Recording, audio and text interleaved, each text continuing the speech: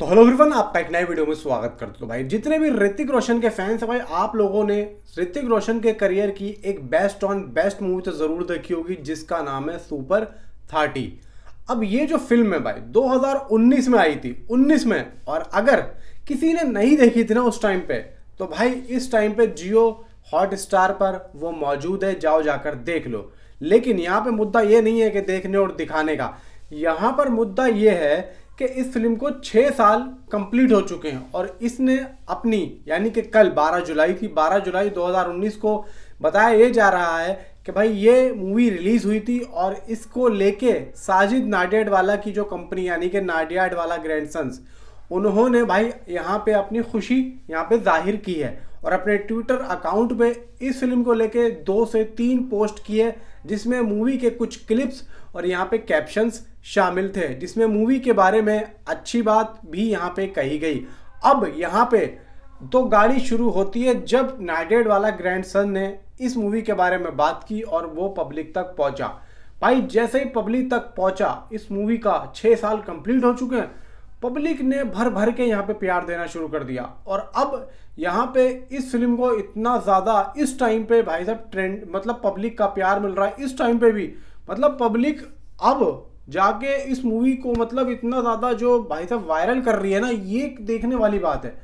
6 साल हो चुके हैं, कोविड से पहले की बात है। तब समझ लो कि पहला जो कोविड यहाँ पे आया था उससे लगभग लगभग दोस्तों 8 या 9 महीने पहले ये मूवी रिलीज हुई थी, समझ लो। मतलब फैब में यहाँ पे कोविड आया था, तो 2019 के अपना इसी मंथ में, यानी कि क्या चल रहा है भाई, जुलाई चल रहा है, इसी मंथ में ये मूवी रिलीज हुई थी। और मैं सुबह से एक भी वीडियो इसलिए नहीं बना पाया क्योंकि मैं खुद इस मूवी को दोबारा से देखने बैठा था। मैंने उस टाइम पे देखी थी, तो मैंने उस टाइम पे मेरा चैनल नहीं था, नहीं तो मैंने बाद में देखी थी उस टाइम पे। तो मैंने अब यहाँ पे जो देखा भाई, एकदम से वो जो लास्ट का जो क्लाइमैक्स है ना, वो जो सारे जो बच्चे भाई, वो जो ऋतिक रोशन की जब चाकू वाकू लग जाता है, किस तरीके से वो उसको लेके भागते हैं। और फिर वो जो भाई सीधा जो गरीब बच्चे होते हैं और फिर उनको जो एक अमीरों के पास में बिठाया जाता है, और वो क्या सीन होता है यार, देखो जरा जाके, मैं क्या एक्सप्लेन करूं।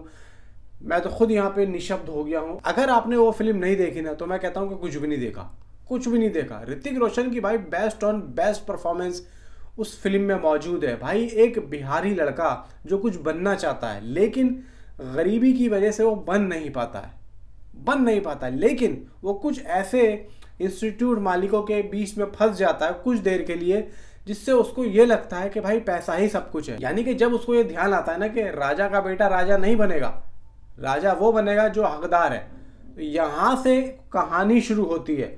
वो अपनी बनी बनाई जो नौकरी होती है वो छोड़ देता है और अपने आप को एक अलग तरीके से लेके चलता है और उन बच्चों को ढूंढता है जो कि ज़िंदगी में कुछ करना चाहते हैं। तो यही चीज़ दोस्तों यहाँ पे कह जाती है, और ये भी रियलिटी है। आज के टाइम पे क्या हो रहा है भाई, इस मूवी का मकसद क्या है? आज के टाइम पे जो बड़ा आदमी है वो सिर्फ और सिर्फ अपने बच्चों को ही यहाँ पे आगे लेके आ रहा है, जबकि उसके अंदर कोई क्वालिटी है भी नहीं।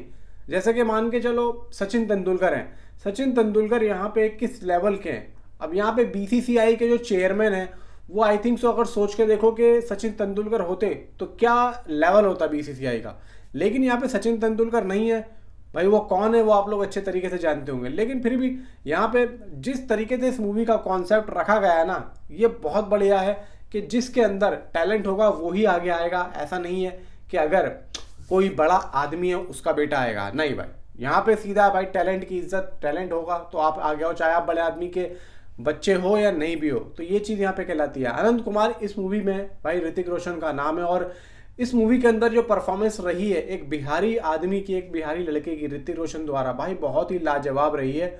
आप लोग देखोगे ऋतिक रोशन को तो इसमें बिल्कुल ही अलग पाओगे। कहाँ भाई एक आदमी कट वट लेके और बॉडी बॉडी लेके, एकदम पढ़ा लिखा आदमी और हॉलीवुड लेवल के एक्टर्स को टक्कर देने वाला, और इस फिल्म के अंदर बिल्कुल ही अलग। तो इसी चीज़ के लिए तो भाई ऋतिक रोशन को बोला जाता है कि भाई ऋतिक रोशन एकदम परफेक्ट आदमी है। वरना मैंने यहाँ पे बहुत कम देखा है कि इस तरीके की पर्सनालिटी वाले कुछ इस तरीके का भी जोनरा अपनाते हैं। तो यहाँ पे साफ जाहिर होता है कि ऋतिक रोशन ने हर तरीके के जोनर में अपने आप को आजमाया है और यहाँ पे अपनी परफॉर्मेंस से लोगों का दिल भी जीता है। तो यहाँ पे फैंस की जो मांग आ रही है ना भाई, री रिलीज की आ रही है, तो मैं तो यहाँ पे यही चाहूँगा भाई वॉर 2 से पहले इस मूवी को कुछ दिनों के लिए भाई री रिलीज कर दिया जाए।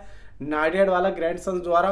और यहाँ पे भाई फैंस को पूरा पूरा सहयोग दिया जाए कि जाओ भाई, जिसने उस टाइम पे थिएटर में नहीं देखी थी तो एक बार जाकर ज़रूर देख लो, वरना तो भाई हॉटस्टार पे तो पड़ी ही हुई है ये।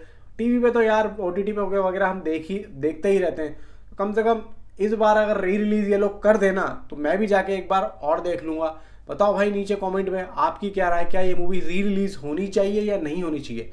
मिलता हूँ आपसे अगली किसी वीडियो में। Thanks for watching.